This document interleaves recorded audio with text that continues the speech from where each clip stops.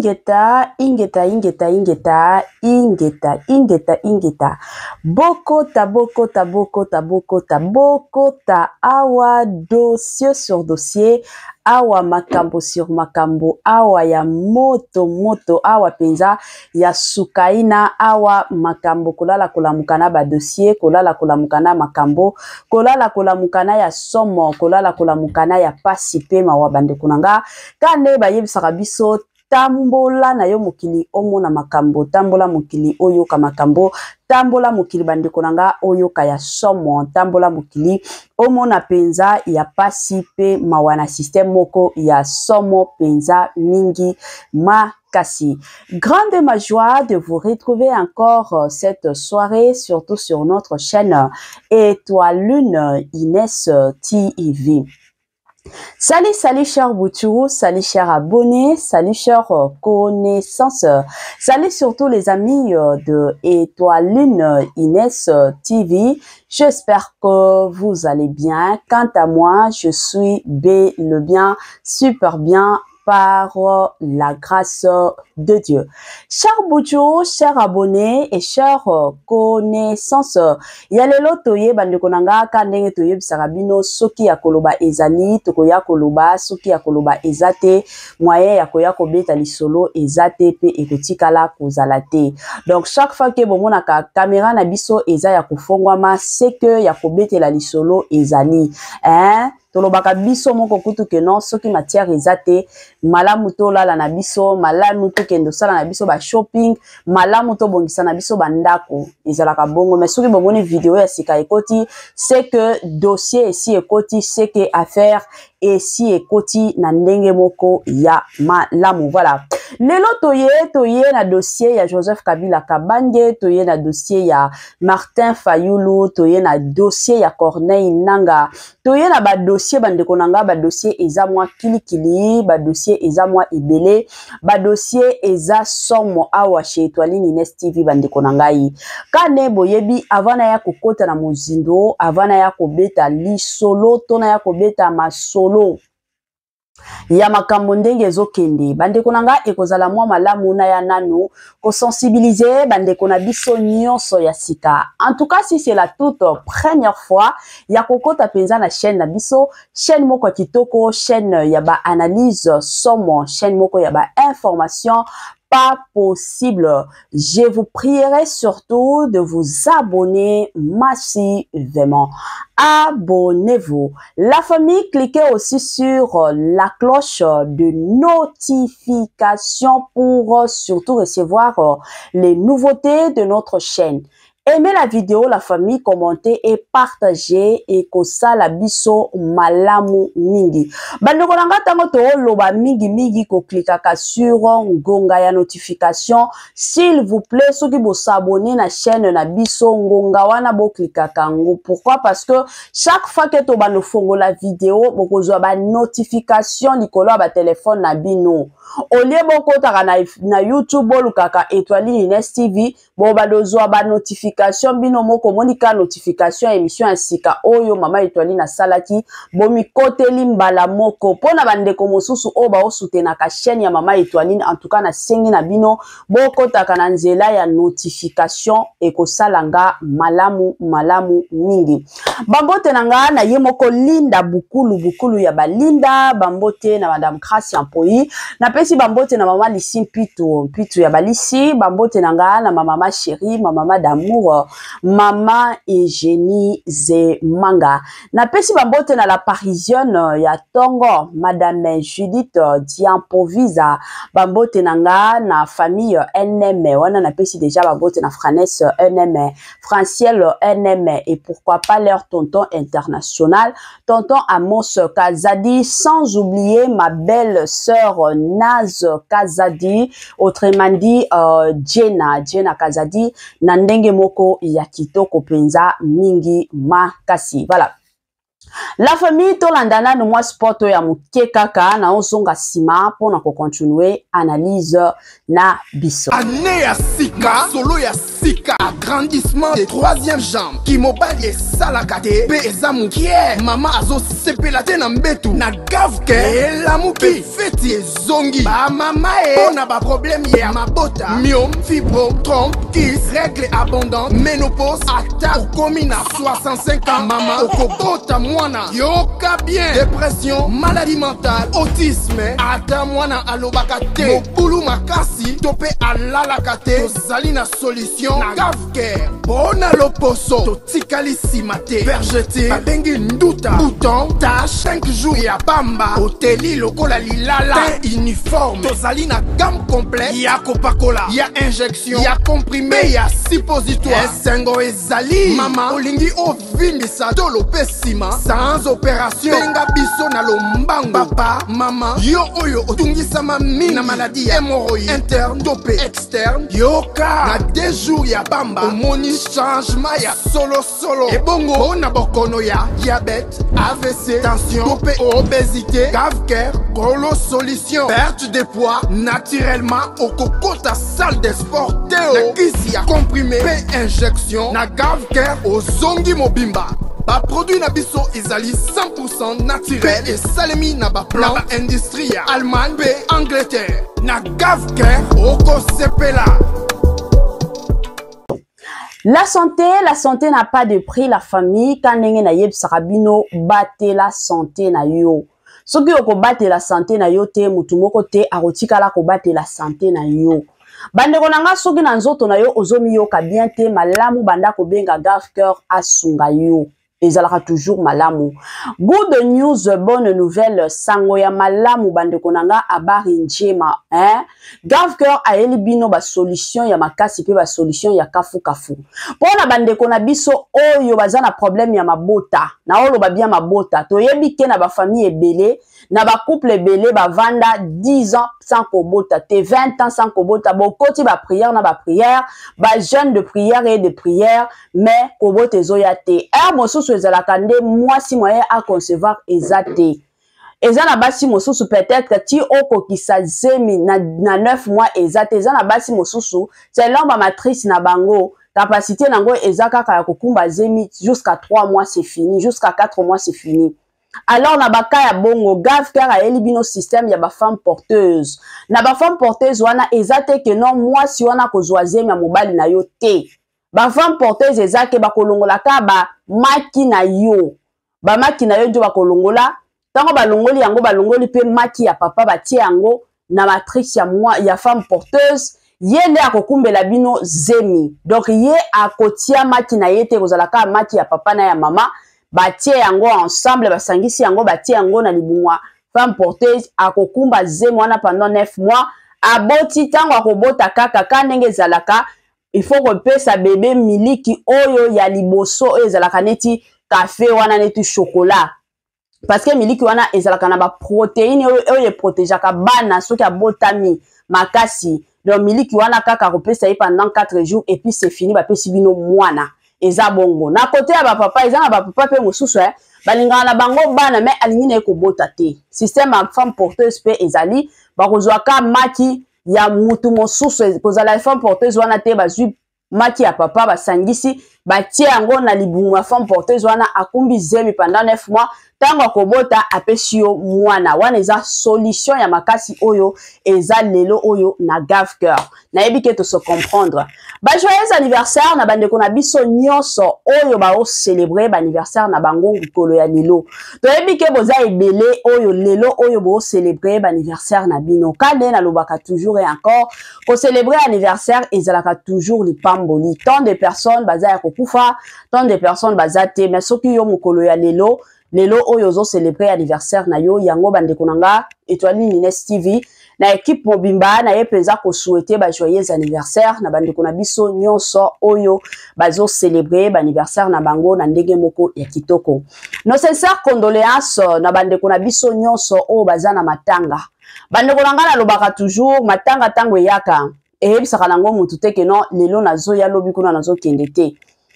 Matanga yaka na cadre nango na système nango yango bandeko nanga Étoile Nines TV na équipe mobimba na ye penza ko présenter plutôt ba sincère condoléances na bandeko na biso nyonso oyo baza na matanga. Mwasi na yo kufaki, mobali akufaki, papa akufi, mama akufi, tata mwasi, mama kulutu, noko yaya, nayebi te na nakufi na kote na yo. Étoiline Ines TV na équipe mobimba, toye penza ko présenter ba sincère condoléances. Bandeko nanga chaîne Étoiline Ines TV ezalaka chaîne moko commercial. Ozalaka na besoin publicité ya musala na yo elekaka chez nous.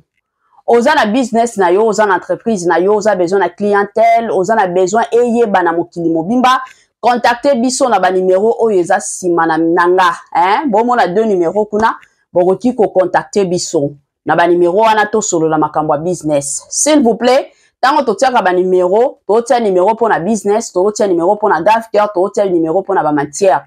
Totiaka ba numéro te ke no bo bando benga biso pona oloba na biso ke no soki toza ba femme libre soki toza marié te na ebité ba question ya bongo bandeko nanga eza bien te s'il vous plaît na ebisaka bino chaque jour que nga awa nazalaka femme mariée na yaka ko sala ba émission na yaka awa pona koluka mibali te s'il vous plaît to mi pesa respect nazala mwana muke naza femme mariée bientôt là 10 ans de mariage moi respect ozala bien pe na bandeko mosusu ba benga biso oh na ningi na tuna est-ce que mutu wana ya solo akufi mutu wana ya solo akoyaki landa émission oyeba nini ezoleka soki mutu akufaki to soki mutu akufaki te ba mituna wana penza to répondra kate et surtout ezalaka mosusu dérangement ya makasi na yebi ke to se comprendre la famille na système moko bien voilà bandeko nanga grand merci na cameraman na biso grand merci na équipe technique mobimba grand merci na manager ya Étoiline Ines TV pour na msala malamu obo sala que Dieu vous bénisse surtout abondama na ndenge moko ya malamu pe na ndenge moko ya kitoko penza mingi makasi pona bandeko mosusu o bazalaka na posa ya ko soutenir ya kosunga Étoiline Ines TV ba numéro na biso yango wana bokoki ko soutenir équipe na biso technique bokoki ko soutenir chaîne na biso ekende liboso bo contacter biso et ko sala biso malamu et encore malamu mingi voilà. Toko ta na mozindo ya makambo na biso bandeko nanga lelo oyo toye na makambo toye na dossier kade na yebisaka bino tango tokomaka na mouvement ya politique bandeko nanga nga moko na vanda kana mituna ka nzambe lelo eza ya koyinda parce que na Congo na biso tomoni kaka baka ezali soit oza muto Félix Antoine Tshisekedi tout ça oza muto Kabila siko mama Étoiline ya zalaka au milieu du village ya pona ka bakote te asalaka analyse selon makambo ndenge ezokende asalaka analyse selon makambo ndenge ebotami eza bongo bandeko nanga lelo awa na ye na dossier ya Joseph Kabila Kabange na ye na dossier ya papa na biso Martin Fayulu na ye na dossier ya Corneille Nanga mokonzi ya M23 bandeko nanga dossier ezali makambo ezali bandeko nanga ebele bato tomoni Congolais akufi makasi na esta mboka na biso bandeko nanga na minute oyo lobi na landaki video ya mama moko na kombo ya mama Francine abandaki ko expliquer ndenge akimaki na Goma ndenge famille na ye nyonso esilaki na Goma ndenge atikali ye moko aza na place ya kokende kovanda te la famille mama mokolo otala mama wana akoki kozala ta na ba 63 ans na yokaki nzoto malili na yokaki pasi ya makasi na motema. Mais avant d'aborder sujet wana, ekozala malamu natiela bino nanu makambo oyo Martin Fayulu lelo aye kobimisa. Ba dossier bandeko nanga eza ebele, téléphone nanga etonda na ba dossier bandeko makambo ezali. Natiela bino nanu, toyoka biso nyonso Martin Fayulu azoloba nini? Azoloba penza nini? Dossier na yetu oyo ekomi nini? Elobata bandeko mosusu eza nini? Bandeko nanga aweza makambo. Tolanda nanu papa na biso Martin Fayulu. Notre focus politique avec ce dimanche soir image yango une image forte. 4 grandes figures de l'opposition congolaise, longtemps divisées, s'expriment d'une seule voix dans une déclaration commune. Martin Fayulu, Moïse Katumbi, Délice Sanga et Joseph Kabila dénoncent la mauvaise gouvernance et la dérive autoritaire du régime de Félix Tshisekedi. Surtout, ils appellent à un dialogue national pour sortir la RDC de l'impasse alors que la guerre dans l'Est continue de faire rage dans un silence assourdissant. Que peut encore la politique face à la violence armée? Quelle responsabilité les autorités congolaises, le Rwanda, de la communauté internationale. Martin Fayulu, figure de l'opposition, un candidat malheureux à la présidentielle de 2018, est notre invité. Bonsoir, Monsieur Fayulu, et bienvenue sur France 24. Bonsoir. J'ai pas été un candidat malheureux. J'ai gagné, mais M. Kabila et M. Nanga ont décidé autrement. Ils ont fabriqué des chiffres pour mettre Félix Tshisekedi. Moi, je corrige cela. Absolument, c'est votre droit. Alors, rentrons dans cette conversation, si vous voulez bien. Pour la première fois depuis le début de cette crise dans l'Est, la crise récente, je parle de 2025, donc de janvier, vous signez une déclaration commune avec Moïse Katumbi, Délice Sanga et Joseph Kabila, votre ancien adversaire, vous venez de le mentionner. Qu'est-ce qui vous unit aujourd'hui alors que tout vous opposait hier? C'est les Congos, c'est les pays, c'est la paix au Congo, c'est la sécurité au Congo, c'est l'envie, le besoin pressant d'arrêter des tueries, des massacres des Congolais. Et c'est ça qui me fait signer avec Joseph Kabila, Délice Sanga, Moïse Katumbi. Et demain, je pourrais signer avec Félix Tshisekedi s'il décide que nous nous mettons ensemble pour discuter, parler de la vérité, se réconcilier et à mettre en place la cohésion nationale au Congo. Vous appelez à un dialogue national, vous parlez de causes internes de la crise, comme la mauvaise gouvernance ou la restriction, je signe à la restriction des libertés. Est-ce une manière de dire que le gouvernement congolais porte une part de responsabilité dans l'enlisement de cette crise dans Une grande part de responsabilité. Un gouvernement, s'il est mis en place, c'est pour résoudre le problème du pays.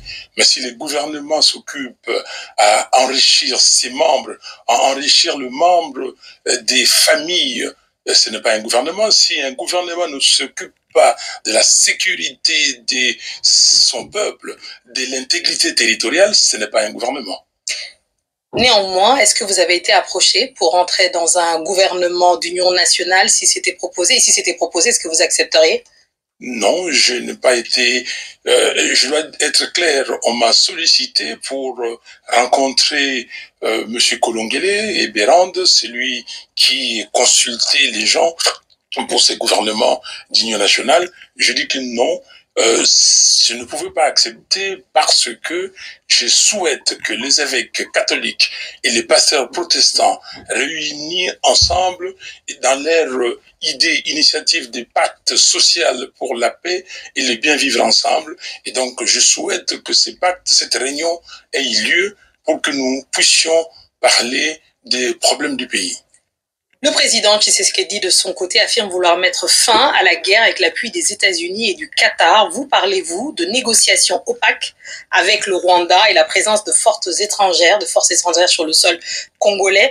Que savez-vous exactement des accords en cours et que redoutez-vous exactement? On ne sait pas grand-chose si ce n'est la déclaration des principes que nous avons vus. Et ce que nous nous disons, c'est très clair. Toute initiative tendant à amener la paix, la sécurité en RDC et dans la région des Grands Lacs, nous sommes d'accord. Il y en a plusieurs aujourd'hui. Il y a Doha, il y a les évêques catholiques et protestants, les pasteurs protestants, il y a l'Union africaine et il y a Washington. Mais est-ce que ces initiatives ne peuvent pas se fondre en une avec tout le monde ensemble pour sous la facilitation, le leadership des évêques et des pasteurs congolais pour qu'on trouve la solution? Kinshasa accuse de son côté Joseph Kabila d'être lié à l'Alliance Fleuve Congo, la plateforme dont fait partie le M23. Vous, Martin Fayulu, vous vous engagez aux côtés de lui dans ce communiqué. N'y a-t-il pas là une contradiction? Est-ce que vous cautionnez tout simplement ce qu'on lui reproche? Mais je n'en sais rien, Kinshasa. En tout cas, vous voulez parler de monsieur Félix Tshisekedi. Ils se connaissent bien, Félix Tshisekedi et Joseph Kabila. Ils ont signé des accords. Parlons de leurs accords d'abord. Moi, ce qui m'intéresse, c'est le Congo.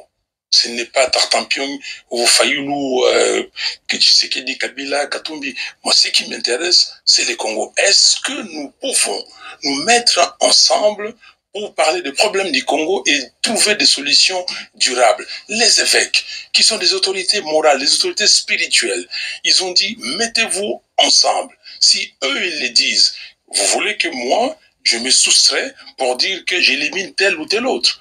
Mais on m'a dit même qu'il faut discuter avec M. Nanga. Est-ce que je vais dire que non, on met M. Nanga de côté? Non, je dis tout le monde, ensemble, on se dit la vérité. Les Sud-Africains, ils ont bien fait cet exercice. Pourquoi nous ne le ferions pas? Poursuivons là-dessus sur les propositions concrètes. On vous a entendu sur le soutien ou en tout cas la médiation des évêques et de l'Église en RDC, mais au-delà de ça, qu'est-ce que vous proposez concrètement pour mettre fin à la crise dans l'Est? Mais ce que nous proposons, c'est voilà, 5 choses. On se met d'accord sur ce que nous appelons la réunion sur la vérité, réconciliation et cohésion nationale, qui va discuter d'abord comment mettre fin à la guerre, comment recouvrir l'intégrité territoriale du pays. 2, comment arrêter la gabegie financière, les trains de vie élevés de l'État pour récupérer l'argent et alimenter l'armée et le projet social pour alléger la misère du peuple. 3, comment arrêter avec les violations systématiques des droits humains. 4, comment demain avoir des élections crédibles, c'est-à-dire comment faire des réformes. Et 5, enfin, comment vivre en paix dans la sous-région. Comment faire à ce que les Congo et les autres pays de la sous-région, nous avons 9 pays voisins, comment assurer cette, comment dire, vivre ensemble paisible. Merci beaucoup Martin Fayulu d'être venu dans ce journal de l'Afrique. Merci infiniment. C'est moi qui vous remercie. Merci. Voilà, la famille, Nabandi ebele abatu, touti koyoka awa, touti koyoka honorable Martin Fayulu, ebele abatu biso nyonso toyebi ke non, aza opposant eza batu oyo pe bazo bundaka pona pouvoir yepe aza la président. Bande konanga eza na ba point oyo nanu na kolingana souligner, surtout na ebandeli ya interview ya papa na biso son excellence Martin Fayulu. Bande konanga déjà na ba élection en 2018 to moni toyoki biso nyonso na matoi na biso. Eza te que non, eza sujet na nga mtu na ye nango na ye ko aborder yango te. Mais papa na biso Fayulu ye moko alobi ke ba élection ya 2018 ye muto aganyaki. Mais comme ba accord et salamaki entre Joseph Kabila na Tshisekedi, yango esalaki que non, ba pesaki pouvoir na Félix Antoine Tshisekedi. Bandeko nanga na ye ko confirmer te, kane boyebi, biloko abongo na confirma kananga te. Toyokaki c'est bien, c'est vrai. Nanga ye muto azalaki muto seni, ye muto a pesaki ba résultat ya ba élection ya 2018 na 2025. Ye moko nanga alobaki que ndenge za boye kutu Félix Antoine Tshisekedi atikala kozwa pouvoir te. Mais sikoyo akomaki na pouvoir ndenge nini? Makambo izali. Na okota na muzindo te wana ezaka mutuna na otia ba point d'interrogation pona bandeko na biso ya ba congolais ba ya ko répondre. Sikoyo pouvoir wana président ya mboka na biso akotaki na pouvoir ndenge nini? Bandeko nanga dossier sur dossier. Voilà. Tokota sikoyo na muzindo ya makambo oyo toye komona lelo Martin Fayulu ba yeko sangana na Joseph Kabila Kabange. Selon ba propos ya Martin Fayulu alobi soki lelo andimi ko sangana na Joseph Kabila Kabange na ba mususu bazana besoin ya kinya ekota na est ya mboka na biso, c'est pour l'intérêt surtout du Congo selon lui. Parce que déjà toyebi ke tango Joseph Kabila Kabange azalaki na pouvoir, Martin Fayulu abundisa pe Joseph Kabila Kabange pas possible. Azalaki contre Joseph Kabila Kabange. Mais lelo oyo comme bango nyonso mibale baza lisusu baza na poste ya présidente. Bon, Joseph Kabila Kabange azalaka lisusu présidente, même Martin Fayulu ti lelo abundaka toujours azala président. Lelo oyo baye ko sangana. Ko sangana na bango wana eza ko sangana parce que il y a des accords. To ko sangana na bango wana eza ke Martin Fayulu ayebi ke Joseph Kabila aza na ba capacité ya makasi ya koloba ke non. Lelo tolobi soki mandat ya son excellence Félix Antoine Tshisekedi esila ye bakoki kopesa ye kibokonzi to eza ndenge nini. Bandeko nanga eza ka ba dossier. Kane na yebisaka bino. Congo na biso la plupart des gens mutu na mutu azo vivre na intérêt na ye. Na Congo na biso soki tokoti bien na mozindo mutu na mutu azo vivre na ba intérêt na ye. Ataka ne to moni Martin Fayulu lelo aye ko sangana na Joseph Kabila Kabange. Bon retenir makambo na oloba. Un jour ata soki mandat ya Félix Antoine Tshisekedi esili lelo oyo nzambe ekosala grâce Martin Fayulu akoti na pouvoir ye pa okota na baintérêt na ye. Donc lelo oyo soki basali baaccord na Joseph Kabila Kabange eza mpona baintérêt na ye moko, bien que aoloba keno eza mpona baintérêt ya peuple, parce que tozonga nanu nsima son excellence Félix Antoine Tshisekedi tango makambo ezalaki moto na est, tango ba M23 na bato ya nanga baboma bandeko na biso ya bakongolais somo na est bandeko nanga, tango makila ebandaki kotanga, son excellence Félix Tshisekedi asengaki bango basala union nationale, ba opposant nyonso basangana babunda ensemble pour l'amour du pays, pour la paix du Congo. Ba Martin Fayulu nyonso baboyaki, ba Moïse Katumbi nyonso baboyaki, bango nyonso boyaki tomonaki atako toteke no opposant Kingandi atelemi, opposant Kingandi andimi pona union nationale totikala komona ngoti. Mais lelo oyo mwa bitumba na est esili sikoyo tozobunda kaka pona kimia oyo kozala kimia oyo tobengaka kimia moko éternel ya libela ekota yango sikoyo bango lelo oyo baye kondima basala baaccord na bango, baye kondima basala union na bango, basolola pour que kimia ekota na est ya mboka na biso. Bandeko nanga baaccord oyo bazosala eza baaccord ya solo to eza baaccord par intérêt. Nga na uti déjà koloba awa mutu na Congo na biso azokota pona intérêt na ye, mutu na Congo na biso azokota pona intérêt na ye, eza ya mike oyo bazokota pona intérêt ya peuple congolais, mais la plupart ya ba oyo nyonso toomona eza ba intérêt na bango. Yango peuple congolais yo lamuka kaka fongola ka miso ezokamwisanga lelo komona bandeko na biso mosusu ya bacongolais olio bolamuka bobunda mpona pays na bino, mais bozo se permettre bo travailler ensemble avec des Rwandais, boya bobundisa mboka na bino moko ezosala pasi mpenza ya makasi. Yango na osenga tango tokoza na baélection en 2028, s'il vous plaît chers compatriotes, eloko ezobomaka biso bacongolais mingi ezalaka makambo ya ekolo tribalisme, yango nde ezobomaka biso bacongolais. Olie botala keno ndenge eza boye toluka mutu moko oyo akoki kosala ke Kongo na biso ebonga ekende liboso, mais biso tokotala aza mutu ekolo na biso, aza mutu wa biso oyo kutu aza de père et de mère, mutu Kingandi boye oyo kutu azalaka Rwandais ata soki aza Rwandais te azalaka Rwandais, oyo kutu abataki oyo kutu akitaki, mais bozalaka na temps wana te keno to vanda to étudier mutu oyo est-ce que akosala ke Kongo na biso ekende liboso. Toyedi komona awa baaccord oyo esalamaki na États-Unis epa ya Trump, tozwi bappel la plupart ya bacongolais balobi non mama Etoiline mboka na biso ekei. Baaccord oyo lelo Félix Antoine Tshisekedi andimi na Trump wana mundele soki akoti na dossier na yo azokota mpona intérêt. Déjà monde entier bayebi ke Congo eza na richesse akosakana te, toza na baminere moko pas possible. Alors comme mundele azalaka mutu a profit, mundele azalaka déjà mutu a intérêt, yango wana Trump ayaki komikotisa na dossier oyo parce que ayebi ke akoya koyiba. La plupart ya bato balobi c'est fini, ba bien na biso richesse na biso nyonso ekei.